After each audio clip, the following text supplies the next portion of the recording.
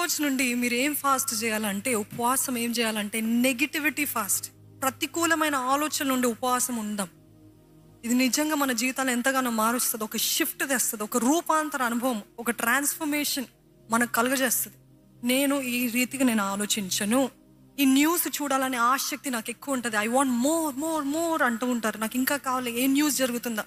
మరి ముఖ్యంగా పురుషులకి, లేకపోతే ఆ ఫీల్డ్లో ఉన్న వాళ్ళకి it is good to have some information. But if you are addicted to it, ఏం నెగిటివ్ జరుగుతుందా, ఏం అపాయం జరిగిందా, మరలా అదే చూడాలని ఆశ. You have to fast from negative news. Negative కంటిన్యూస్గా మీ మైండ్ని తినిపిస్తున్నారండి. ఎందుకంటే మనం ఏం వింటున్నామో దాన్ని బట్టే మన ప్రవర్తన, మన కార్యాలు ఉంటాయి.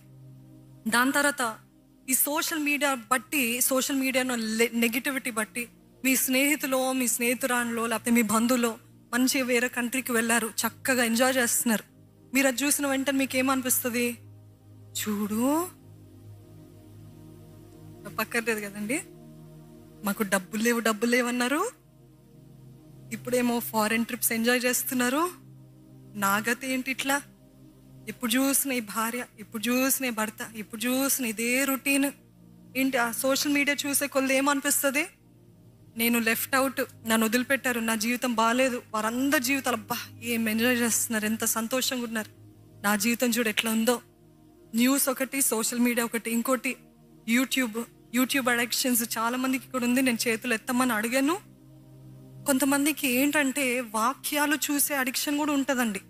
మంచిదే, వాక్యాలు వినటము మంచిదే, కానీ స్వతహాగా మీరెప్పుడు దేవునితో సమయం గడుపుతారు? ఎవరో వాక్యం చెప్తే మీరు తింటున్నారు, భుజిస్తున్నారు, బాగానే ఉంది. మీరు స్వతహాగా దేవుని దగ్గర నుండి ఎప్పుడు మాట తీసుకుంటారు? ఏ వాక్యం విందాం, ఆ వాక్యం విందాము, ఈ పోస్ట్ లైక్ చేద్దాం, ఈ వర్డ్స్ లైక్ చేద్దాం. No, that is good. But if you're going on depending on others to feed your spirit, that is not real satisfaction. దాంట్లో తృప్తి ఉండదండి. మీరు స్వతహాగా దేవుని దగ్గరికి వెళ్ళి దేవుని అడగండి, దేవా నువ్వు ఏం మాట్లాడుతున్నావు. ఈరోజు యూట్యూబ్ అడిక్షన్స్ కూడా చాలా ఎక్కువైపోయి, ఆ యూట్యూబ్ ఇందాక చెప్పినట్టు ఆల్గారిథం పైన పనిచేస్తుంటుంది. మనం ఏది ఎక్కువ ఆశపడతామో అదే మనకు చూపిస్తూ ఉంటుంది. నెగిటివ్వి చూస్తున్నారా, అశ్లీలమైన కార్యాలు చూస్తున్నారా, దృశ్యాలు చూస్తున్నారా, అవే మనకి ఎంత వద్దనుకున్నా ఈరోజు ఆ పాపంలో పడ్డారు, నేను ఇది చెయ్యను దేవా అని అనుకుంటారు.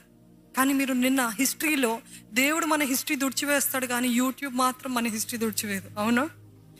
మరెన్నడికి నీ పాపలు నేను జ్ఞాపకం చేసుకుని అంటాడు దేవుడు. మీరు హిస్టరీ డిలీట్ చేసినా కానీ మరలా ఏం చూపిస్తుంది? పాపం చేయొద్దని నిన్ననే నేను ఫాస్టింగ్ ప్రేయర్లో ఒప్పుకున్నాను, కన్నీరు విడిచాను. యూట్యూబ్ వాక్యం ఓపెన్ చేద్దామంటే మళ్ళీ ఈ దృశ్యాలు, మళ్ళా పాపంలో పడతాయి.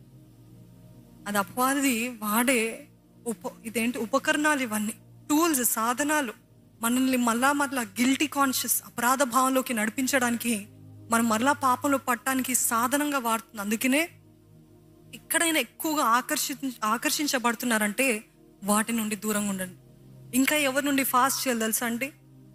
కొంతమంది ఫ్రెండ్స్ ఎలాగ ఉంటారంటే ఎప్పుడు చూసినా హేట్ మాటలే, విమర్శించడము, గాసిప్ చేయడమే. ఎవరిలో తప్పు, ఇందాక మొదట్లో చెప్పినట్టు ఎప్పుడు చూసినా విమర్శించడం, అవుట్ ఆఫ్ కాంటెక్స్ట్, ఏదో చర్చో లేకపోతే ఏదో వాళ్ళ బంధువులో, వాళ్ళ స్నేహితులు, ఎప్పుడు చూసిన ఆ మాటలు మీరు ఎంత చక్కగా ఆత్మపూర్ణులై దేవుని ఆలయంలో ఆత్మశక్తిని పొందుకొని వెళ్ళినా అక్కడ ఎదురుగా వాళ్ళ మాటలు ఏం చేస్తుందంటే ఆత్మని అనగదొరుకుతుందంట.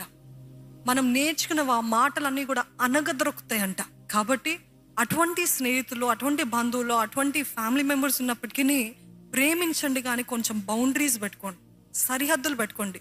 నేను వినను, నేను ఎంటర్టైన్ చేయను, నువ్వు అట్లాంటి మాటలు మాట్లాడితే చాలా పొలైట్గా చెప్పు, నాకు ఇష్టం లేదు, దయచేసి ఆ మాటలు మాట్లాడు. ఏమైనా మంచి ఉంటే చెప్పు, ఏమైనా మంచిగా ప్రోత్సహించేవి చెప్పు, ఏమైనా చక్కని వారు ఏమైనా మంచి కార్యాలు చేస్తే అది చెప్పు, కానీ నాకు ఇవి వద్దు అండ్ పుట్ బౌండరీస్, సరిహద్దులు పెట్టుకోండి. అది దేవునికి మహిమ, మీకు కూడా రెస్పెక్ట్ ఉంటుంది, మీకు ఆనర్ ఇస్తుంది, మిమ్మల్ని కూడా ఘనపరుస్తారు. ఇప్పుడు వాళ్ళు ఒకవేళ తిట్టుకుంటారేమో, ఇప్పుడేమో ఒకవేళ వాళ్ళు పక్కన పెట్టేస్తారు, ఓ పెరిగిపోయిందిలే, పొగరెక్కిందిలే అని మాట్లాడతారేమో. కానీ ఒక కాలం వస్తుంది, ఓహో తను ఇంతగా హెచ్చించబడటానికి కారణము ఈ ప్రిన్సిపల్స్, ఈ నియమాలు పాటిస్తుంది కాబట్టి, తను ఇంతగా వర్ధిల్లటానికి కారణం, దేవుడు దీవించడానికి కారణము ఇంటెగ్రిటీ ఆఫ్ హార్ట్, తను ఎంతో యథార్థంగా ఉంది కాబట్టి, తను న్యాయంగా ఉంది కాబట్టి అని వాళ్ళు మీ దారిలోకి వచ్చేలాగా చేస్తాడండి దేవుడు. హల్లెలూయా. అట్టి రీతిగా చేస్తాడు.